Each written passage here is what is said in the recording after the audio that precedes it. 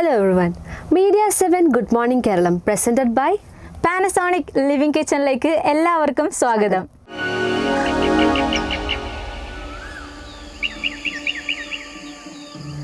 മേഘ, അപ്പോൾ യാത്ര ചെയ്യാനൊക്കെ ഇഷ്ടമാണോ? എനിക്ക് ഭയങ്കര ഇഷ്ടം. അപ്പോൾ നമുക്ക് പെട്ടെന്ന് ഈ യാത്രകൾ ചെയ്യുമ്പോഴത്തേക്കും എന്താണ് പുതിയ പുതിയ അറിവുകളും കാഴ്ചകളൊക്കെ കാണാൻ വേണ്ടിയിട്ടാണ് നമ്മൾ യാത്ര ചെയ്യുന്നത് അല്ലേ? അപ്പോൾ പെട്ടെന്ന് നമുക്കൊരു യാത്ര പോകണം എന്ന് പറഞ്ഞു കഴിഞ്ഞാൽ നമ്മൾ എവിടെയൊക്കെ ആയിരിക്കും പോകാൻ മേഘ എനിക്ക് സജസ്റ്റ് ചെയ്യുക? നമ്മുടെ ഇവിടെ അടുത്ത് പോകുന്ന സ്ഥലം ഞാൻ പറയുന്നത് വെച്ച് കഴിഞ്ഞാൽ കടമക്കുടിയിലേക്ക് പോകാനാണ് ഞാൻ പറയാം. കൂടുതലും അവിടെ മോർണിംഗ് ടൈമിൽ സൺറൈസ് ഒക്കെ കണ്ട് ഒരു ചെറിയൊരു കട്ടനൊക്കെ അടിച്ച് ആ ഒരു ദിവസം സ്റ്റാർട്ട് ചെയ്യണത് തന്നെ ഒരു വൈബിൽ തന്നെ തുടങ്ങാൻ പറ്റും. ഇപ്പോൾ കടമക്കുടി എന്ന് പറഞ്ഞപ്പോൾ അവിടെ എന്തോ കുറേ സ്പെഷ്യാലിറ്റീസ് ഒക്കെ ഇല്ലേ കാണാൻ? എനിക്ക് ഒന്ന് കായലും പുഴകളും പിന്നെ കയാക്കിംഗ് ഒക്കെ ചെയ്യാൻ പറ്റും അവിടെ. ഓക്കെ അപ്പോൾ നമുക്ക് എന്നാലൊന്ന് കടമക്കുടി വരെ ഒന്ന് പോയിട്ട് വന്നാലോ? കൊച്ചി നഗരത്തിന് ഏകദേശം 8 കിലോമീറ്റർ വടക്ക് കേരളത്തിലെ കായലുകളിൽ സ്ഥിതി ചെയ്യുന്ന 14 ചെറിയ ദ്വീപുകൾ ഉൾപ്പെടുന്ന മനോഹരമായൊരു ദ്വീപ സമൂഹമാണ് കടമക്കുടി.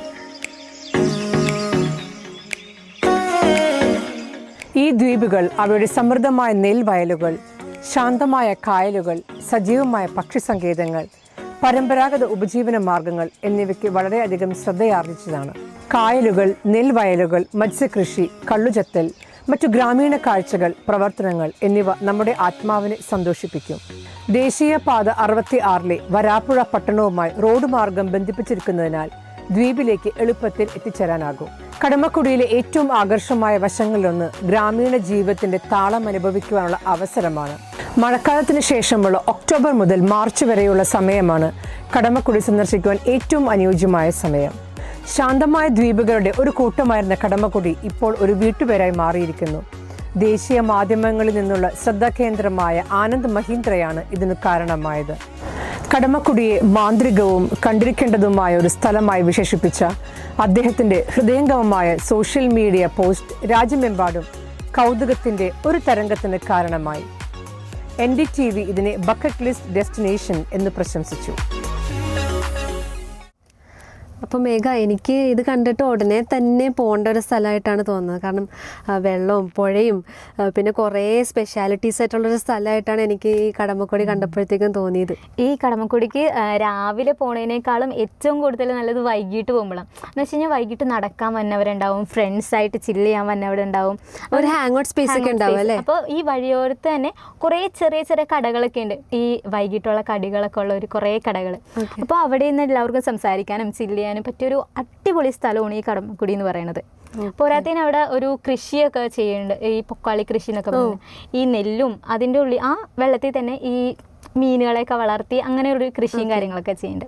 എനിക്ക് ഉടനെ തന്നെ പോകണം. നമുക്ക് ചഞ്ചൽക്ക് ഇനി ഫാമിലി ആയിട്ടോ ഫ്രണ്ട്സ് ആയിട്ടോ പോകണമെങ്കിൽ ഇവിടെ നിന്ന് പോയി നോക്കാം. ഞാൻ ഉറപ്പായിട്ടും പോകുന്നുണ്ട് കടമക്കുടി കാണാൻ വേണ്ടിയിട്ട്. ഇതൊക്കെ എക്സ്പീരിയൻസ് ചെയ്യണം. എനിക്ക് തോന്നുന്നു ആ ഒരു ഫ്രഷ് എയറും കാര്യങ്ങളൊക്കെ ഈ എറണാകുളം സിറ്റിയിൽ തന്നെ നമുക്ക് ഇത്ര ഡെവലപ്മെന്റ് ഒരു സ്ഥലമാണ് നമ്മുടെ ഈ എറണാകുളം സിറ്റി എന്ന് പറയുന്നത്. അത് സിറ്റിയിൽ തന്നെ കുറച്ചുകൂടെ നീങ്ങിയിട്ട് ഒരു പ്രകൃതിയായിട്ട് എല്ലാം അടിപൊളിയായിട്ടുള്ള സ്ഥലം, ഇണങ്ങി ചേർന്ന് നിൽക്കുന്ന ഒരു സ്ഥലം എന്ന് പറയുന്നത് ഉറപ്പായിട്ടും പോകേണ്ട ഒരു സ്ഥലം തന്നെയാണ്. അപ്പോൾ ഇപ്പോഴത്തെ ഈ ഒരു ഇപ്പോൾ നമ്മൾ ഇപ്പോൾ കടമക്കുടി പോയതുപോലെ തന്നെ നമ്മൾ അറിഞ്ഞിരിക്കേണ്ട ഒരു സ്ഥലത്തെ പറ്റിയാണ് നമ്മുടെ കർണാടകയിൽ ധർമ്മസ്ഥല എന്ന് പറഞ്ഞ. ഇപ്പോൾ നിരവധി കേസുകൾ നടന്നുകൊണ്ടിരിക്കുകയാണ് ആ സ്ഥലത്തിനെ കുറിച്ച്. ഇപ്പോൾ ആ കേസ് മുന്നോട്ട് കൊണ്ടുവരാൻ എന്ന് വെച്ച് കഴിഞ്ഞാൽ വർഷങ്ങൾക്ക് മുമ്പ് നടന്ന പ്രശ്നങ്ങളും കൊലപാതകങ്ങളുമാണ്.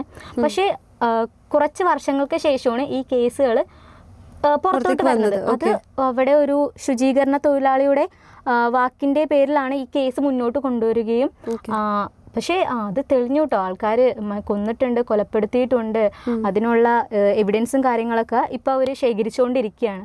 അപ്പോൾ എന്തുകൊണ്ടാണ് അദ്ദേഹം ഇത്ര നാളും പുറത്തോട്ട് വരാതിരുന്നത്? ആരാണ് ഈ ശുചീകരണ തൊഴിലാളി എന്ന് നമുക്കൊന്ന് അറിയാം. നമ്മുടെ ഇന്ത്യയെ തന്നെ വിറപ്പിക്കുന്ന കഥകളാണ് പുറത്തു വരുന്നത്. ഇപ്പോൾ എല്ലാ സോഷ്യൽ മീഡിയകളിലും പത്രങ്ങളിലും കേട്ടുവരുന്ന ഒരു പേരാണ് ധർമ്മസ്ഥല. ഒരു ശുചീകരണ തൊഴിലാളിയുടെ തെളിവ് അടിസ്ഥാനത്തിലാണ് ഈ കേസ് മുന്നോട്ട് പോകുന്നത്.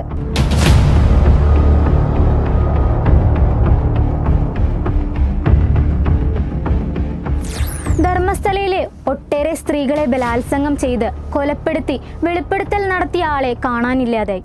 അയാൾ എവിടെ പോയി? ഒന്നും അറിയില്ല.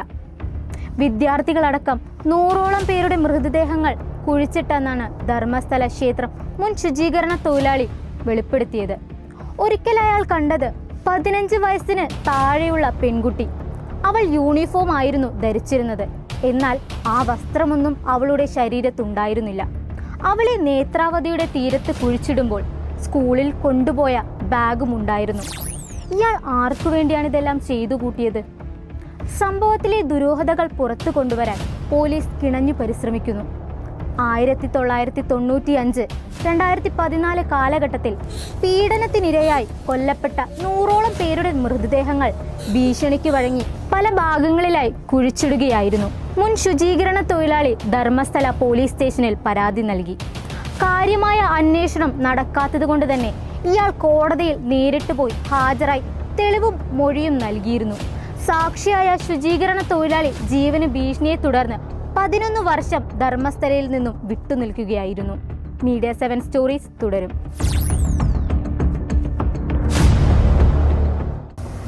ചഞ്ചൽ, ഇപ്പോൾ നമ്മളുടെ ബന്ധത്തിലുള്ള എല്ലാവരും, ഫ്രണ്ട്സ് ആയാലും ഫാമിലീസ് ആയാലും ഇപ്പോൾ പുറത്തു പോയി പഠിക്കണവരുണ്ടാവും കൂടുതൽ പേര്. അപ്പോൾ അവരൊക്കെ കുറച്ചുകൂടി പേടിക്കുന്ന ഒരു ടൈം കൂടിയാണ്. കാരണം ഈ ഒരു ന്യൂസ് ഇപ്പോൾ കത്തിക്കേറിക്കൊണ്ട് വരികയാണ്. അപ്പോൾ അതുകൊണ്ട് തന്നെ നമ്മൾ സൂക്ഷിക്കണം. നമ്മൾ പുറത്ത് പോയി പഠിക്കുന്നവരാണ്. അപ്പോൾ എങ്ങനെയാണ് ഇവർ ട്രാപ്പ് ചെയ്യുന്നതെന്ന് നമുക്ക് പറയാൻ പറ്റില്ല. അപ്പോൾ പുറത്തു പോകുന്ന ആൺകുട്ടികളാണെങ്കിലും പെൺകുട്ടികളാണ് പല രീതിയിലുള്ള ഡിസ്ട്രാക്ഷൻസ് വരാൻ ചാൻസ് ഉണ്ട്. അപ്പോൾ എല്ലാവരും കോഷ്യസ് ആയിട്ട് അവരവരെ തന്നെ ടേക്ക് കെയർ ചെയ്ത് സൂക്ഷിക്കേണ്ടത് അവരവർ തന്നെയാണ്. കാരണം ഇപ്പോൾ ഈ ധർമ്മസ്ഥലയിൽ ചെയ്തതുപോലെ തന്നെ ആവണം എന്നില്ല നമുക്ക് വരുന്ന വേറെ കാര്യങ്ങൾ. അപ്പോൾ എല്ലാവരും ശ്രദ്ധിച്ച് പോവുക. നമ്മുടെ കാര്യങ്ങൾ നമ്മൾ തന്നെ ശ്രദ്ധിച്ച് നമ്മളിപ്പോൾ എന്താവശ്യത്തിനാണ്, ഇപ്പോൾ ജോലിക്കാണോ പഠനത്തിനാണോ പോയേക്കുന്നത് അതിന് പ്രാധാന്യം കൊടുത്തുകൊണ്ട് അതായിരിക്കണം നമ്മുടെ മെയിൻ മോട്ടോ എന്ന് പറയുന്നത്. അപ്പോൾ അതിന് പ്രാധാന്യം കൊടുത്തുകൊണ്ട് എന്നാൽ ലൈഫ് എൻജോയ് ചെയ്ത് ജീവിക്കാൻ വേണ്ടിയിട്ട് എല്ലാവരും ശ്രദ്ധിക്കേണ്ടത് തന്നെയാണ്. ഇപ്പോൾ മേഘ, എല്ലാവർക്കും തന്നെ പല ഇപ്പോൾ നമ്മൾ ധർമ്മസ്ഥല കണ്ടു, അതുപോലെ തന്നെ എന്താ പറയുക, അറിഞ്ഞിരിക്കേണ്ട അല്ലെങ്കിൽ വൺസ് ഇൻ എ ലൈഫ് ടൈമെങ്കിലും ഈ ഒരു സ്ഥലത്തൊന്ന് പോയി ഇതൊന്ന് കണ്ടിരിക്കണം എന്ന് ആഗ്രഹമുള്ള ഒരു സ്ഥലം ഉണ്ടാവുമല്ലോ. അപ്പോൾ അങ്ങനെ ഒരു സ്ഥലം ഉണ്ടെങ്കിൽ മേഘക്ക് അതേതായിരിക്കും?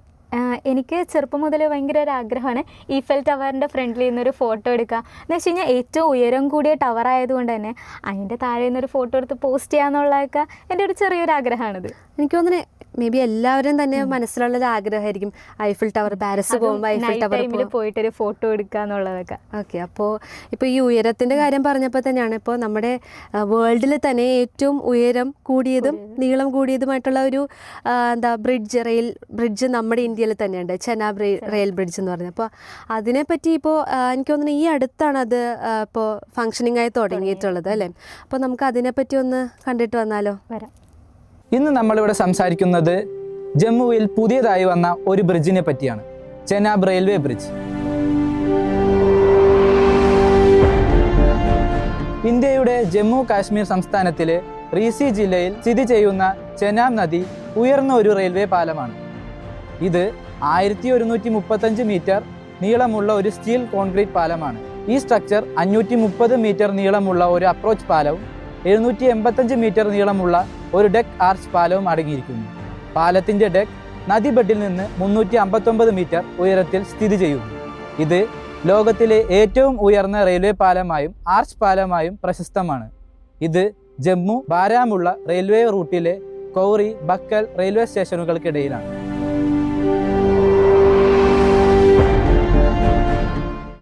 അപ്പോൾ ഈ ചെനാബ് റെയിൽവേയിൽ കൂടെ പോകാൻ തന്നെ നല്ല രസമുണ്ടായിരുന്നല്ലേ? ആ ഒരു വ്യൂവും കുറച്ച് ഡെപ്ത് ആണെങ്കിലും നമുക്ക് കാണുമ്പോൾ ഒരു ചെറിയൊരു പേടിയൊക്കെ തോന്നുമെങ്കിലും കാണാൻ നല്ലൊരു രസമുള്ളൊരു യാത്ര തന്നെയായിരുന്നു. ഈ ചെനാബ് എന്നുള്ള പേര് കേട്ട് കഴിഞ്ഞപ്പോഴാണ് ഞാൻ ഓർത്തത്, നമ്മുടെ ഈ കഴിഞ്ഞിടയ്ക്കൊരു PSC ടെസ്റ്റ് നടന്നിട്ടുണ്ടായിരുന്നു. അപ്പോൾ അതിൽ ഇപ്പോൾ PSC എഴുതിയവർക്ക് എല്ലാവർക്കും അറിയാൻ പറ്റും. അപ്പോൾ ഏറ്റവും നീളം കൂടിയൊരു ബ്രിഡ്ജ് ഏതാണെന്ന് ചോദിച്ചിട്ടുണ്ടായിരുന്നു ആ ഒരു ഇതിൽ. അപ്പോൾ ഞാൻ ആദ്യം വിചാരിച്ചത് പാമ്പൻ പാലം ആയിരിക്കുന്നു. എൻ്റെ അറിവിൽ പാമ്പൻ പാലമാണ്, പക്ഷേ അതല്ല, ഈ ചെനാബ് പാലമാണെന്ന് പിന്നീട് എനിക്കിത് മനസ്സിലായത്. അപ്പോൾ ഞാനിങ്ങനെ അതിനെക്കുറിച്ചൊന്ന് ജസ്റ്റ് ഒന്ന് നോക്കിയായിരുന്നു എന്താണെന്നുള്ളതായിരിക്കും. അപ്പോൾ നമുക്കിനിയിപ്പോൾ നമ്മൾ ചെനാബ് റെയിൽവേ കൂടെ പോകല്ലേ? ഇപ്പോൾ എനിക്ക് തോന്നുന്നു ചെനാബ് റെയിൽവേ കൂടെ നമുക്ക് മേ ബി പോകാൻ പറ്റില്ല. നമുക്കൊരു ഫ്ലൈറ്റൊക്കെ എടുത്തിട്ട് ചെറുതായിട്ട് ജർമ്മനി വരെ പോകേണ്ടി വരും. ജർമ്മനിയിലൊരു കത്തീഡ്രൽ പള്ളിയുണ്ട്, കൊളോൺ എന്നാണ് ആ പള്ളിയുടെ പേര്. അപ്പോൾ ഈ പള്ളിയുടെ അല്ലെങ്കിൽ ഈ കത്തീഡ്രലിൻ്റെ പ്രത്യേകത എന്താണെന്ന് പറഞ്ഞു കഴിഞ്ഞാൽ ഒത്തിരി വർഷങ്ങളെടുത്തിട്ടാണ് ഈ പള്ളി പണിതെടുത്തിരിക്കുന്നത്. ഏകദേശം ഒരു 632 വർഷങ്ങളോളം എടുത്തിട്ടാണ് 1200കളിലാണ് ഈ ഒരു പള്ളിയുടെ എന്താ ശില്പികൾ സ്റ്റാർട്ട് ചെയ്തത്. അപ്പോൾ ഇത്രയും വർഷങ്ങളെടുത്തിട്ട് ഈ പള്ളിയുടെ കുറേ സ്പെഷ്യാലിറ്റീസ് ഉണ്ട്. അപ്പോൾ നമുക്ക് അതൊന്ന് കണ്ടിട്ട് വന്നാലോ മേഘ?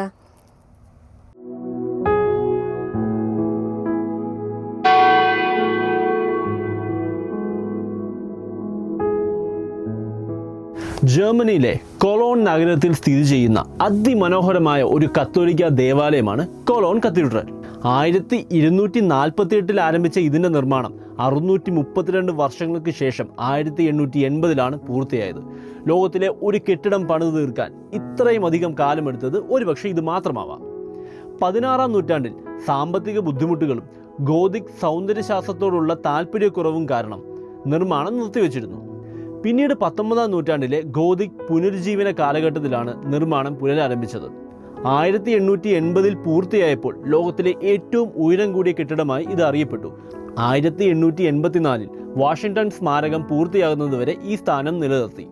2ാം ലോകമഹായുദ്ധകാലത്ത് കൊളോൺ നഗരം ബോംബ് ആക്രമണങ്ങളിൽ തകർന്നു പോയെങ്കിലും കത്തീഡ്രൽ അത്ഭുതകരമായി അതിജീവിച്ചു.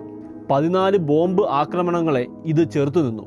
ഇതിൻ്റെ ശക്തമായ ഇരുമ്പ് സ്റ്റീൽ റൂഫ് ട്രസ് ഇതിന് സഹായകമായി. യുദ്ധാനന്തര പുനർനിർമ്മാണത്തിൻ്റെ പ്രതീകമായി ഇത് വാഴ്ത്തപ്പെട്ടു.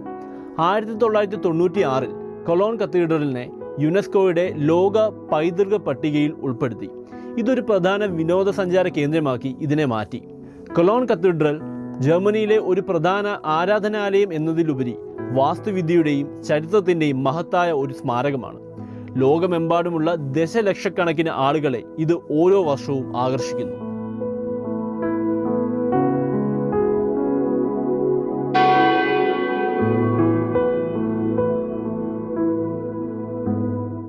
ചഞ്ചല, എന്തുകൊണ്ടാണ് ഈ ചർച്ച് ഇത്ര നാളുമായിട്ട് പണി കഴിയാത്തത്? സാധാരണ നമ്മുടെ പള്ളിയായാലും അമ്പലങ്ങളായാലും കുറച്ച് വർഷങ്ങൾ എടുത്തായാലും നമ്മൾ പണി പൂർത്തിയാക്കും. ഇതെന്തുകൊണ്ട് പൂർത്തിയാവാതിരിക്കുന്നത്? ഇതിൻ്റെ പിന്നിലൊരു ഐതിഹ്യമുണ്ട്. അതായത് സാത്താൻ ആയിട്ടൊരു പന്തയം ഉണ്ടായിരുന്നു. ആ പന്തയത്തിൽ തോറ്റിട്ട് സാത്താൻ ഈ പള്ളിയെ ശപിച്ചു എന്നാണ് പറയുന്നത്. അപ്പോൾ അതിൻ്റെ ഒരു ഐതിഹ്യമായിട്ടാണ് അവിടുത്തെ ജർമ്മനിയിലെ ആൾക്കാർ ഇതിനെപ്പറ്റി പറയുന്നത്. അപ്പോൾ ഇതൊരു ഐതിഹ്യം മാത്രമാണ്, നമുക്കറിയില്ല എന്താ കാരണം. പക്ഷേ ഇപ്പോഴും ഈ ഒരു കത്തീഡ്രലിൻ്റെ പണി പൂർത്തിയായിട്ടില്ല എന്നുള്ളതാണ്. അപ്പോൾ ഇപ്പോഴും അവർ വിശ്വസിക്കുന്നത് എന്നായിരിക്കും ഈ പള്ളിയുടെ പണി തീരുന്നത് അന്നായിരിക്കും മേ ബി ലോകം അവസാനിക്കുക എന്നുള്ളതൊക്കെയാണ് വിശ്വസിച്ച് വരുന്നത്. അറിയില്ല, കാരണം ഇപ്പോഴും ഒത്തിരി പണികൾ നടക്കുന്നുണ്ട്.